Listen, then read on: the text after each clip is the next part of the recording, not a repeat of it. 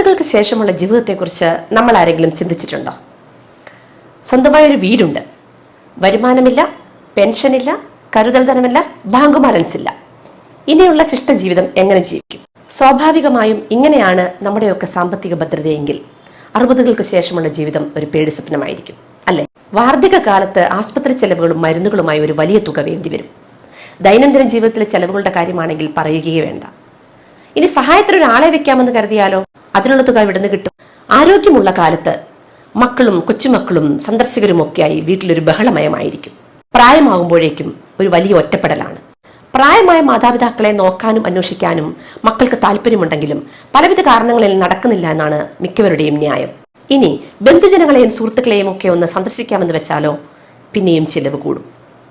ഇതിനൊക്കെ എന്തെങ്കിലും പ്രതിവിധിയുണ്ട്? സ്വന്തമായി ഒരു വീടുണ്ടോ? ഉണ്ടെങ്കിൽ പ്രതിവിധിയുണ്ട്. റിവേഴ്സ് മോർഗേജ് എന്ന് കേട്ടിട്ടുണ്ടോ? മോർഗേജ് എന്ന് തന്നെ കേട്ടിട്ടില്ല, പിന്നെയല്ലേ റിവേഴ്സ് മോർഗേജ്, അല്ലേ? വിശദമായി തന്നെ പറഞ്ഞു തരാം. മോർഗേജ് എന്ന് പറഞ്ഞാൽ സാധാരണഗതിയിൽ നമ്മുടെ വീട് ബാങ്കിന് പണയം വെക്കുന്നു, നമ്മൾ പണമെടുക്കുന്നു, ഘട്ടം ഘട്ടമായി നമ്മൾ ലോൺ അടച്ച് കഴിയുമ്പോൾ വീട് നമ്മുടെ സ്വന്തമാവും. ഇവിടെ നേരെ തിരിച്ച്, നമ്മളെ വീട് ബാങ്കിന് പണയം വെക്കുന്നു, ബാങ്ക് നമുക്ക് പണം തരുന്നു, അതിനുശേഷം നമ്മുടെ കാലശേഷം വീട് ബാങ്കിന് സ്വന്തമാകുന്നു. ഇതാണ് റിവേഴ്സ് മോർഗേജ്. ഇത് എങ്ങനെയാണെന്നല്ലേ? സ്വന്തം വീട് നഷ്ടപ്പെടാതെ തന്നെ ബാങ്കിന് പണയം വെച്ച് ജീവിച്ചിരിക്കുന്ന കാലത്ത് തിരിച്ചടവില്ലാത്തൊരു ലോൺ, അതിലൂടെ നമുക്കൊരു നല്ല ബാങ്ക് ബാലൻസ് ഉണ്ടാവാം. അതല്ലെങ്കിൽ മാസാമാസം നമുക്കൊരു മാസ വരുമാനം എന്ന നിലയിൽ ഒരു വരുമാനം സമ്പാദിക്കാം. ഈ 2 മാർഗങ്ങളാണ് ഈ ലോണിലൂടെ നമുക്ക് ലഭിക്കുന്നത്. ഇതെങ്ങനെയാണെന്നല്ലേ? ബാങ്കിന് നമ്മൾ നമ്മുടെ വീട് ജാമ്യം വെച്ച് ലോൺ എടുക്കാൻ അപേക്ഷിക്കുന്നു. തുടർന്ന് ബാങ്ക് നമ്മുടെ വീട്ടിൽ വന്ന് നമ്മുടെ വീടിന്റെ മൂല്യം, മാർക്കറ്റ് മൂല്യം അസസ് ചെയ്ത് അതിൻ്റെ ഒരു 60% നമുക്ക് ലോണായി തരുന്നു. ഈ 60% ഇനി അങ്ങോട്ടേക്ക് ഇതിന്റെ പലിശയും കൂടി ടോട്ടൽ കൂടുന്നതാണ് ഈ വീടിന്റെ മൂല്യം എന്ന് പറയുന്നത്. അതുകൊണ്ടാണ് ബാങ്ക് 60% മാത്രം നമുക്ക് ലോണായി തരുന്നത്. ഇനി ഇതിന്റെ പലിശ ഏകദേശം ഒരു 15% ഇതിന് പലിശയുണ്ട്. ഇത് ആർക്കൊക്കെയാണ് കിട്ടുന്നത് എന്നല്ലേ?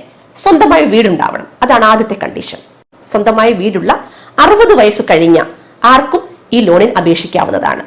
ഇനി ജോയിന്റ് ആയിട്ട് ഭാര്യയും ഭർത്താവും കൂടിയാണ് അപേക്ഷിക്കുന്നതെങ്കിൽ ഭർത്താവിന് 60 വയസ്സും ഭാര്യയ്ക്ക് 55 വയസ്സെങ്കിലുമാണ് മിനിമം യോഗ്യത. ഇനി 60 വയസ്സുള്ള ഒരാൾക്ക് പ്രതിമാസ വരുമാനമാണ് ആവശ്യമെങ്കിൽ ഈ വീടിന്റെ മാർക്കറ്റ് വാല്യൂ അസസ് ചെയ്ത ആ എമൗണ്ട് 15 വർഷത്തേക്ക് ഡിവൈഡ് ചെയ്ത് ഓരോ മാസവും ഒരു പ്രതിമാസ വരുമാനമായി ബാങ്കിൽ നിന്ന് ലഭ്യമാവുന്നതാണ്. ഇനി അതല്ല, ഒരു തുകയായി ഒറ്റ തവണയായിട്ടാണ് വേണ്ടവർക്ക് അതും ലഭ്യമാണ്. പല തവണകളായി 2 or 3 തവണകളായിട്ടാണ് വേണ്ടതെങ്കിൽ അങ്ങനെയും ലഭ്യമാണ്. ഇനി എല്ലാ വർഷവും ഒരു തുക ലഭിക്കുക എന്നുള്ളതാണെങ്കിൽ അതും അവൈലബിൾ ആണ്. മാക്സിമം ലോണിന്റെ കാലാവധി 15 വർഷമാണ്.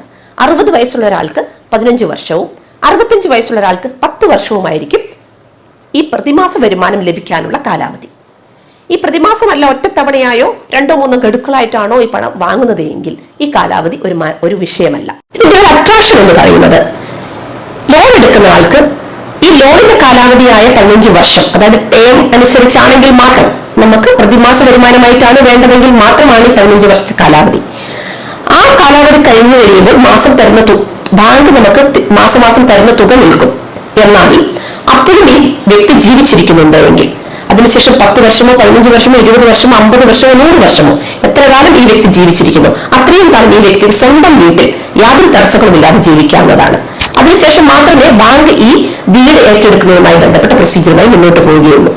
ഇനി ജോയിന്റ് ആയിട്ട് ഭാര്യയും ഭർത്താവും ഒന്നിച്ചാണ് ലോൺ എടുക്കുന്നതെങ്കിൽ, ഭർത്താവ് 60 വയസ്സിൽ ലോൺ എടുക്കുന്നു, അല്ലെങ്കിൽ 65 വയസ്സിൽ ലോൺ എടുക്കുന്നു.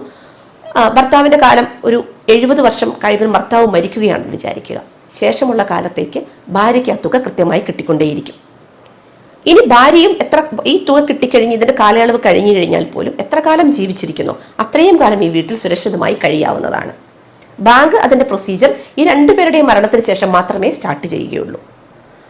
ഇനി നമുക്കൊരു സംശയമുണ്ടാകാം, ഈ വീട് മക്കൾക്ക് ആവശ്യമുണ്ടെങ്കിൽ അവർക്ക് കിട്ടുമോ? തീർച്ചയായും മക്കൾക്ക് ഈ ലോണും ഇതിന്റെ ഇൻട്രസ്റ്റും കൂടി അടച്ചാൽ മക്കൾക്ക് ഈ വീട് ലഭിക്കുന്നതാണ്. ഇനി ഈ ലോൺ ഉള്ള കാലയളവിൽ തന്നെ ഇവർക്ക് ആർക്കെങ്കിലും ഈ വീട് വിൽക്കാനുള്ളൊരു സാഹചര്യം ഉണ്ടായാൽ വിൽക്കാം. ബാങ്കിൽ നിന്ന് എടുത്ത പണം എത്രമാത്രമാണോ ബാങ്കിൽ നിന്ന് അതുവരെ എടുത്ത തുക, അതും അതിന്റെ പലിശയും കൂടി അടച്ചാൽ ബാങ്കിൽ നിന്നുള്ള പ്രൊസീജിയറും അവിടെ കഴിഞ്ഞു. ആ വീട് വിൽക്കുകയോ അതുമായി ബന്ധപ്പെട്ട ബാക്കി ഏത് തരത്തിലുള്ള കാര്യങ്ങളുമായി മുന്നോട്ട് പോകാവുന്നതാണ്. സ്വന്തമായി വീടുണ്ടാവുക എന്നുള്ളത് മാത്രമാണ് ഒരു മാനദണ്ഡം. ക്രെഡിറ്റ് സ്കോറോ പ്രതിമാസ വരുമാനം ഇതൊരു വിഷയമേ അല്ല.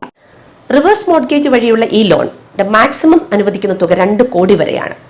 എന്ന് പറഞ്ഞാൽ ഒരാൾക്കൊരു വീടുണ്ട്, അതിന് മാർക്കറ്റ് വാല്യൂ ഒരു 5 കോടി അസസ് ചെയ്തു വന്നിരിക്കട്ടെ, അതിന്റെ 60% 70% എന്ന് പറഞ്ഞാൽ 2 കോടിയുടെ മുകളിലേക്ക് പോകും. എന്നാൽ ബാങ്ക് കൊടുക്കുന്ന മാക്സിമം തുക 2 കോടി വരെയാണ്. അതുപോലെ തന്നെ പ്രതിമാസ വരുമാനത്തിന്റെ കാര്യം നമ്മൾ ഓൾറെഡി ഒരിക്കൽ പറഞ്ഞു. അതിന്റെ ടേമിന്റെ മാക്സിമം കാലാവധി, മാക്സിമം ഉള്ള ടേം 15 വർഷവും ചുരുങ്ങിയത് 10 വർഷവുമാണ്. 60 വയസ്സുള്ള ഒരാൾക്ക് 15 വർഷം വരെയും 65 വയസ്സുള്ള ഒരാൾക്ക് 10 വർഷം വരെയും, ഇനി 70 വയസ്സുള്ള ഒരാൾക്കാണെങ്കിലും 10 വർഷം വരെയുമാണ് കാലാവധി. സ്വന്തമായി ഒരു വീടുണ്ടെങ്കിൽ വരുമാനമില്ലാത്ത വാർദ്ധക്യകാലത്തെ ഇനി ഭയപ്പെടേണ്ട, ഇതൊരാശ്വാസമാണ്. ഇനിയും ഒട്ടനവധി സംശയങ്ങൾ ഇതുമായി ബന്ധപ്പെട്ട് നിങ്ങൾക്ക് ഉണ്ടാവുമെന്ന് എനിക്കറിയാം. കമന്റുകളായി ആ സംശയങ്ങൾ ചോദിക്കുക, അതിന് കൃത്യമായി മറുപടി തരുന്നതാണ്. ഇനിയും ഇതുപോലെയുള്ള സാമൂഹ്യ പ്രസക്തമായ വീഡിയോകളുമായി വീണ്ടും കാണാം.